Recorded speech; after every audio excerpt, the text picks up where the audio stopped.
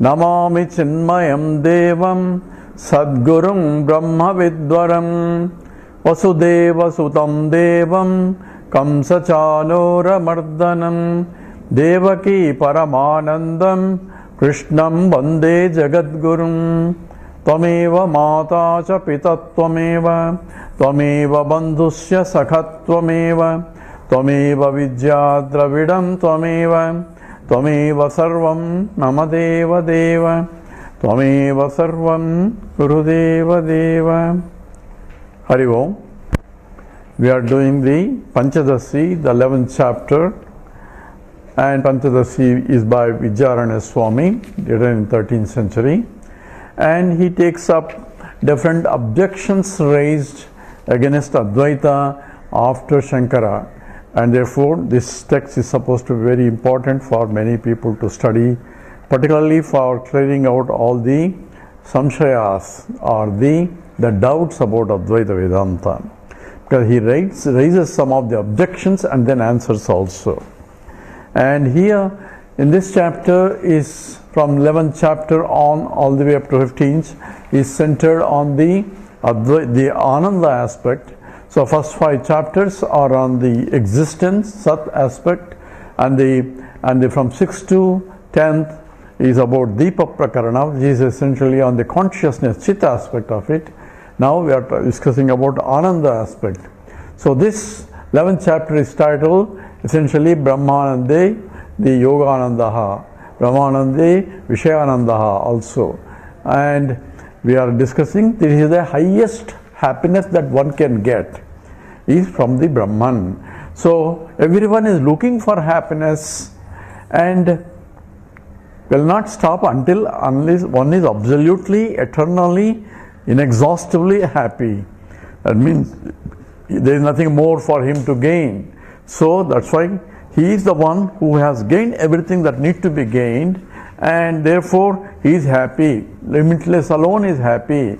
And the one who is longing for the happiness, a jiva, has to recognize that happiness is not an object outside, but it comes with the object, okay? But it comes from one's own self. So Vishayanande, Brahmananda is tapping from my own source as because I love myself. I love anything else because. So why do you love this? I love because. The because is coming.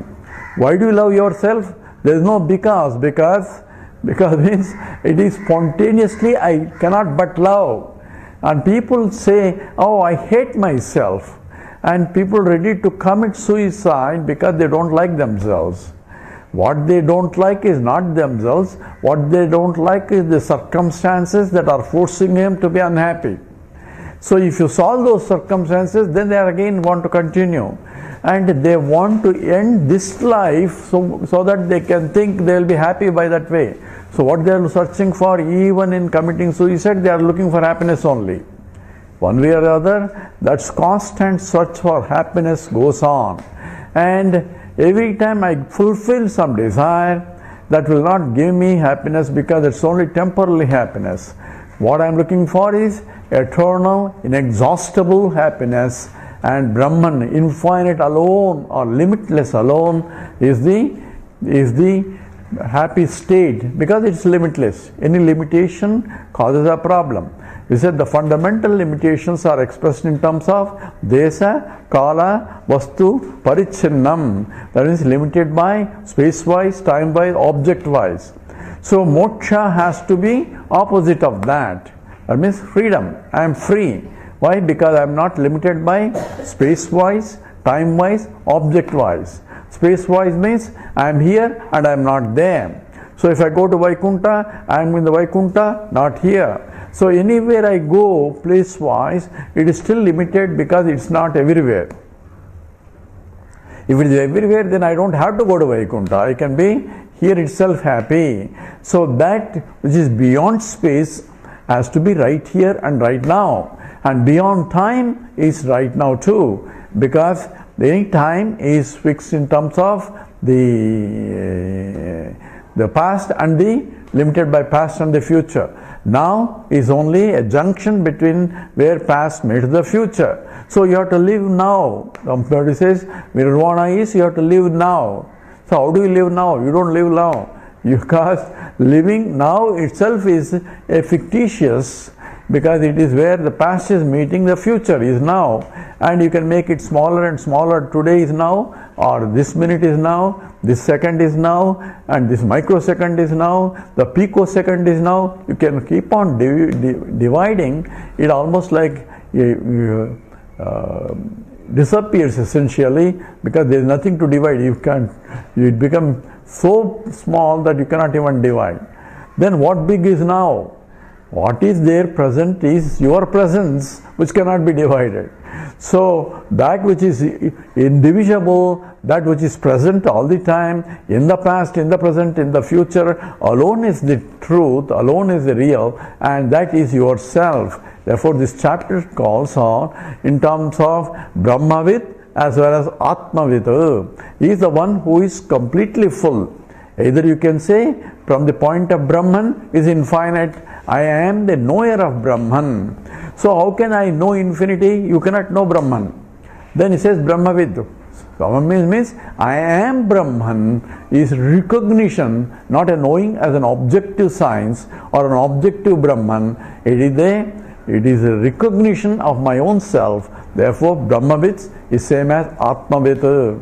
Therefore it is recognition, because I am cognizing something different from what I am. I am saying I am this, I am this, I am this. So who are you? I am this, I am this. All my biodata is nothing but this, this, this.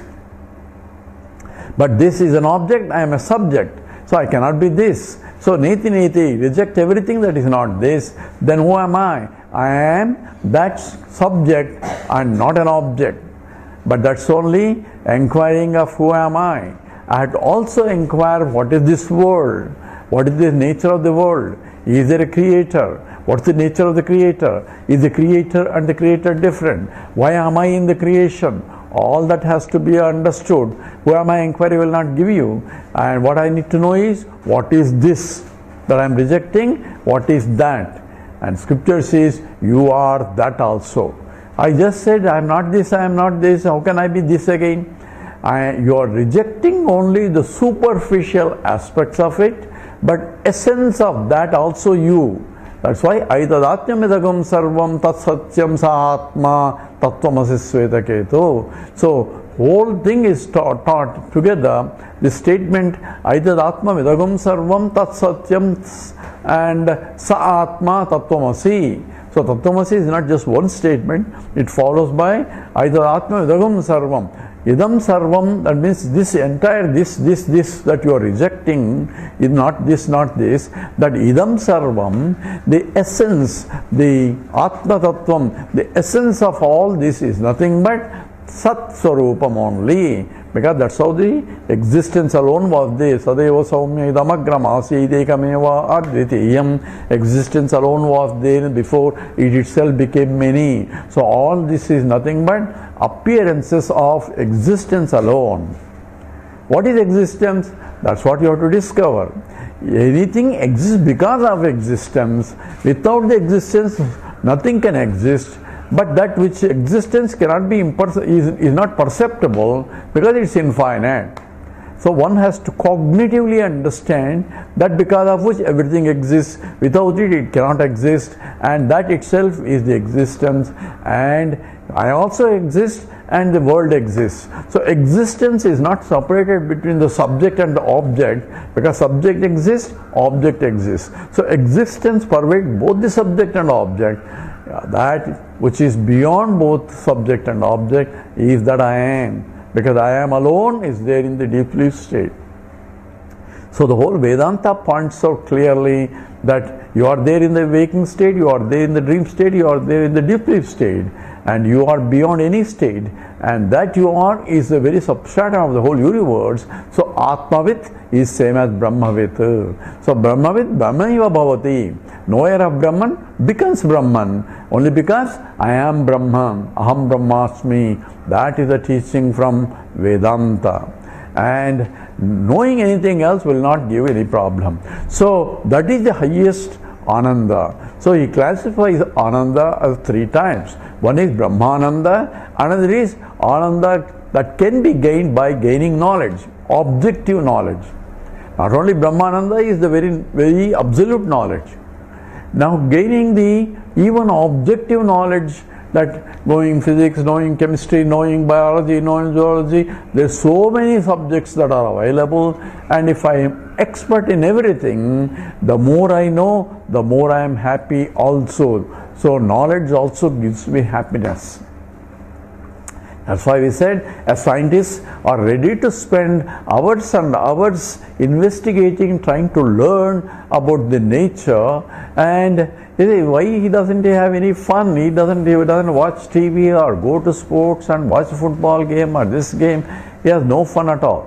Actually, he has more fun than what you have, because that enjoyment that you get by intellectual inquiry is much more happy, much more intense happiness compared to what I get in terms of the senses level, in terms of seeing something, listening to something, eating something, all at sense enjoyment. It's called Vishayananda. This Ananda is the higher one, which is called the Jnananandam, knowledge-based Ananda.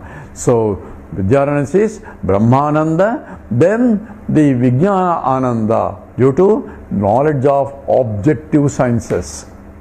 And third one in the Ananda is Vishayananda, that you gain by enjoying the sense objects. That is the lowest one at the body level that everybody enjoys. But if you go to the mental enjoyment, even though the body may be suffering, I may be doing something that I have emotional attachments.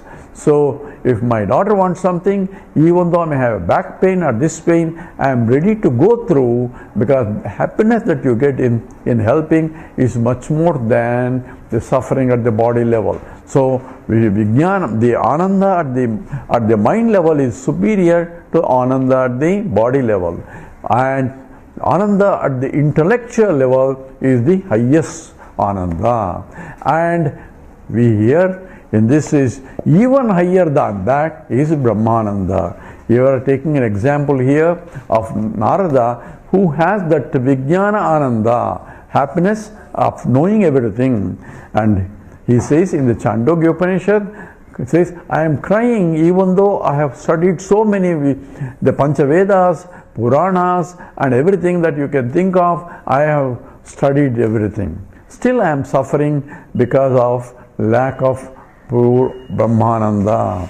So that's what we are introducing now. This is the highest Ananda, and all other Ananda will be insignificant compared to this. So in the 18th sloka, this is Purana Panchavedan Shastrani Vividhani Jnatvapi Atmavitvaina Naradaha Atisojaha.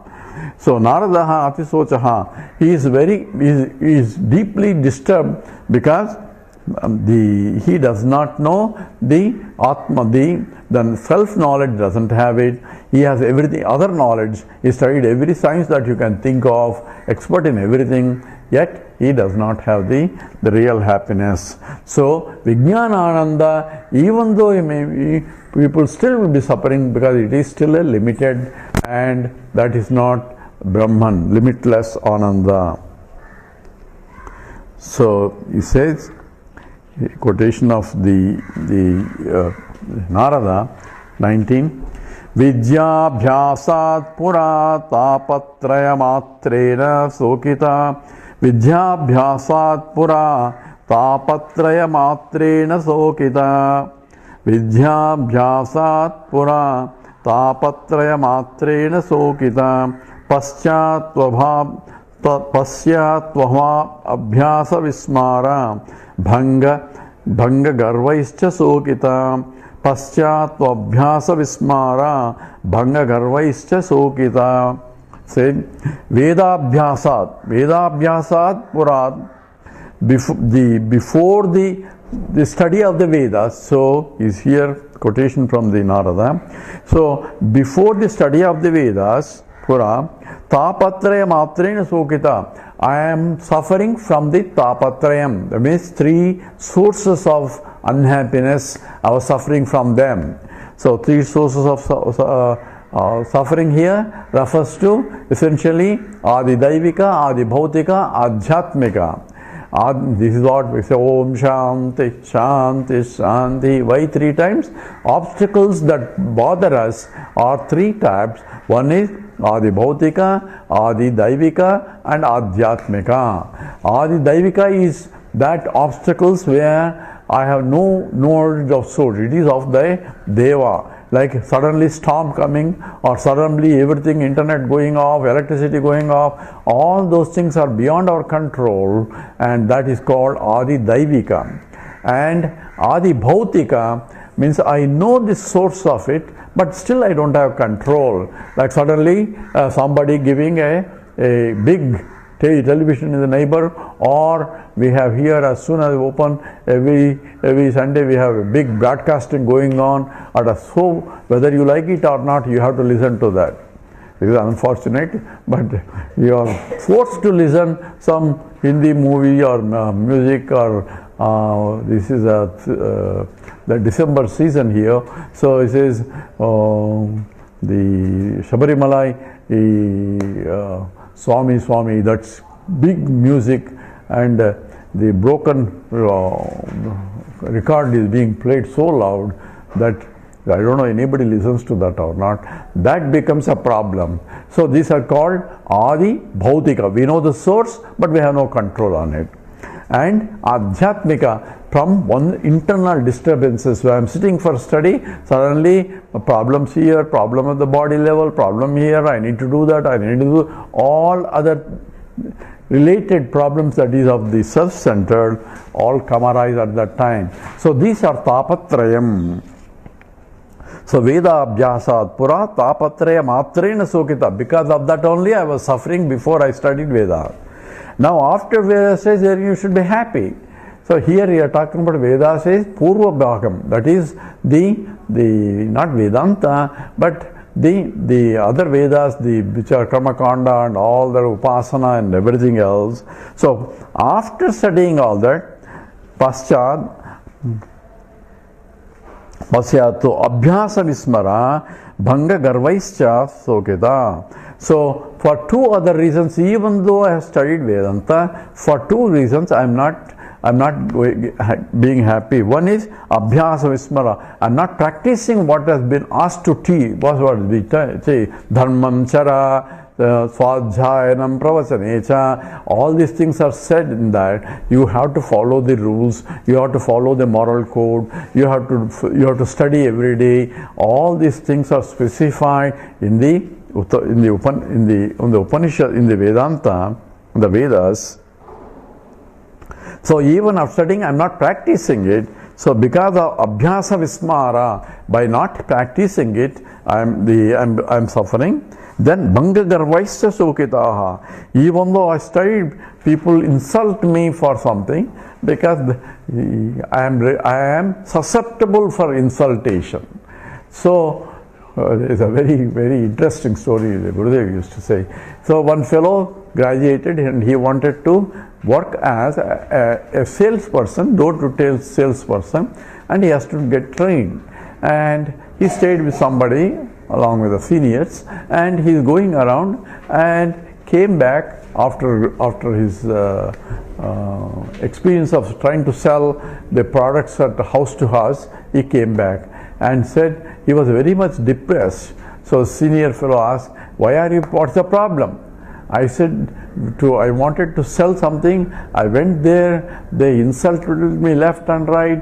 Then I went other place, also they insulted me, and I'm really depressed. I could not sell anything. Besides that, they are really insulting me all the time. This is essentially the Bhanga Garvam. I'm being insulted. My pride is being insulted. Bhanga Garva, pride is being assaulted. Why our pride? Because I know so much. Is the knowledge is there, but what good is that? What good is your studies? And so this is a fellow who said, I'm being insulted. So the fellow said, how can they insult you? How dare they can insult you? I was also working as initially as a door-to-door salesman. Nobody insulted me. I went there, they abused me, they kicked me out. That no insult. I said, that's exactly what other guy is getting also. But he never felt that as an insult. So question is whether what you call insult and what the other guy says it's not even an insult. It is a part of the game that you have to play. So insult is what you feel that you don't deserve it, and that's why you think whatever that comes, if it comes from the Lord, then you don't feel insult. That comes and goes also. That's one aspect of it. So just because I studied Vedanta, I don't practice, I may not know complete aspect of it. One gentleman learned all the Vedas, Vedantas and all that. Then he was going in a boat. I'm sure you all are familiar with the story. He was going on a boat. So he asked, he is asking the boatman, do you know Samaveda? He says, I don't know something. So what good is your life if you don't know Samveda? Do you know Atharva Veda? So he's asking one by one of all the subjects. That fellow said, I don't know that. So he was insulting him. What good is that if you don't know that? Then suddenly the boat was about to sink. Then everybody asked, you all know how to swim? And this says, I don't know how to swim. He says, you know all the Vedas, what good is that if you don't know swimming now? You're going to get drowned. So what you need to know is how to survive. But Bhanga Garvam can happen if because one is so much proud of your knowledge also. That's what the Narada is saying. I was suffering because of people insulting me, because even though I knew so much and they insulted me also. So Veda Abhyasat Pura Tapatraya Matrena Sokita Paschatya Abhyasa Vismara Bhanga Garvaisya Sokita. So therefore Narada says, approaches the teachers, the Sanat Kumara, Soham Vidwan Prashochami, Soham Vidwan Prashochami, Sogaparam Nayatramam, Ityukta Sukame Vasya, Paramityabhyadadrushihi. Together.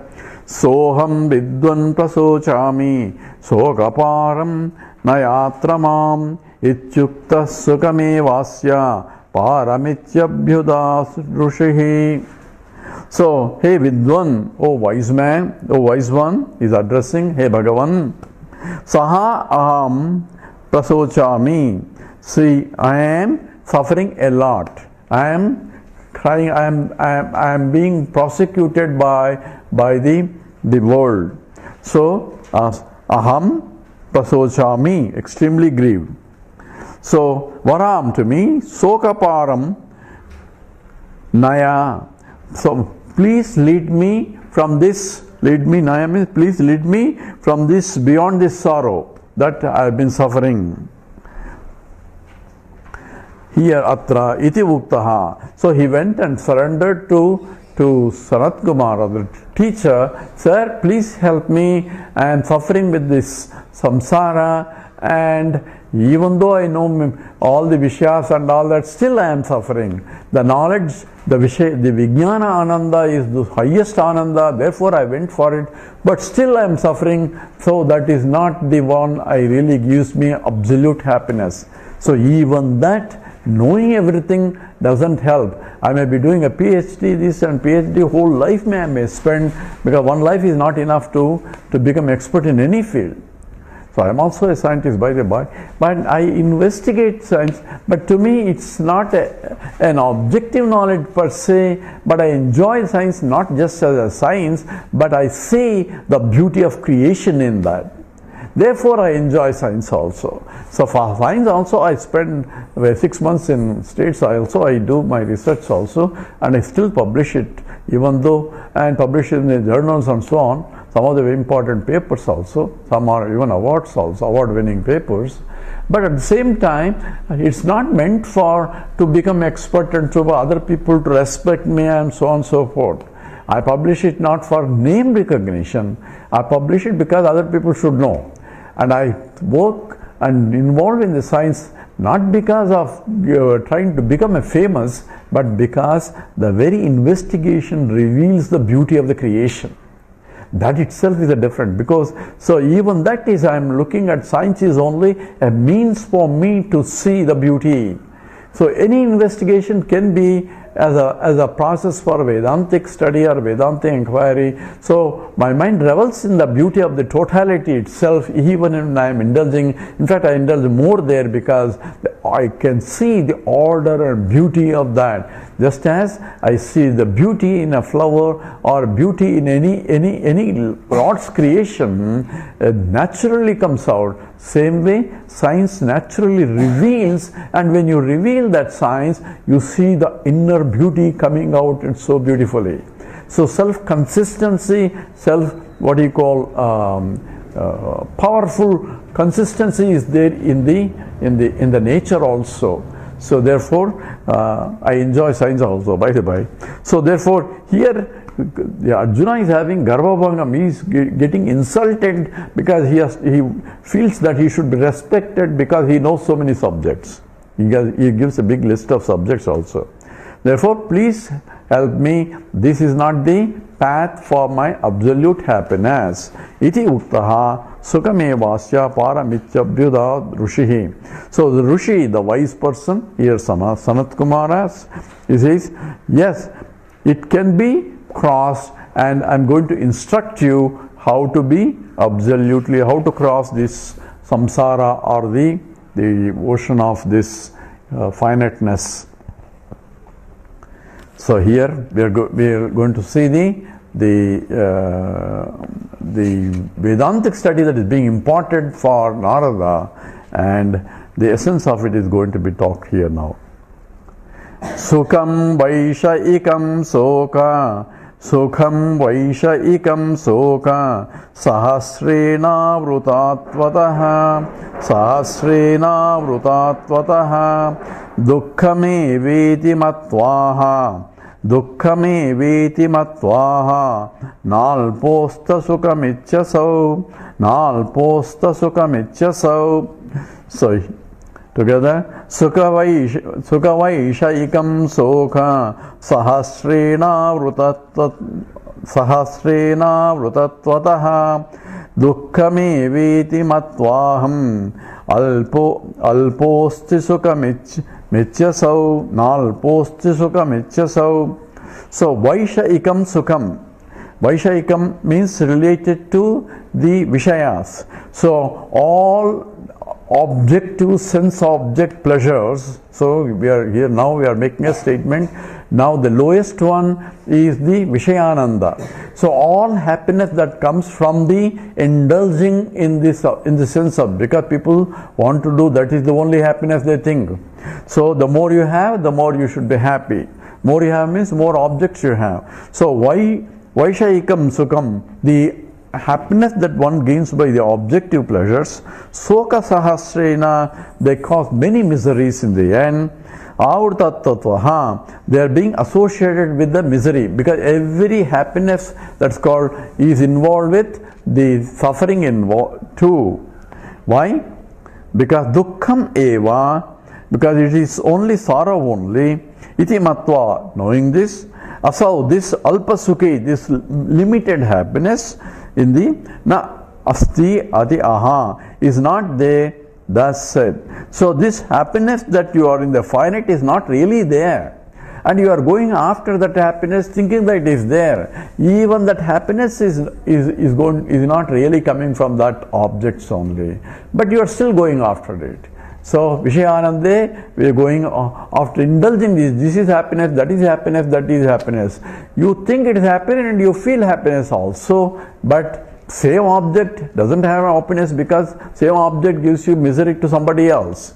So therefore, a fellow wants to smoke because that's happiness. Other fellow feels misery because of the smoke, and he wants to go away, far away from.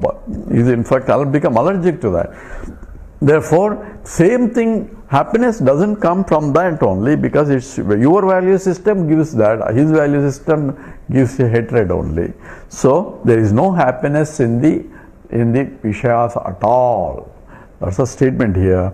Dukkam eveti matva na alposti sukam ichasau. So therefore there is no happiness in the Dvaita. That's a statement, and he's going to make that in the next sloka that we take up in this next talk. We'll stop here. Om Purnamada Purnamidam Purnat Purnamudachyate Purnasya Purnamadaya Purnameva Vasishyate. Om Shanti Shanti Shanti. Harihi Om. Sri Gurubhyo Namaha. Harihi Om.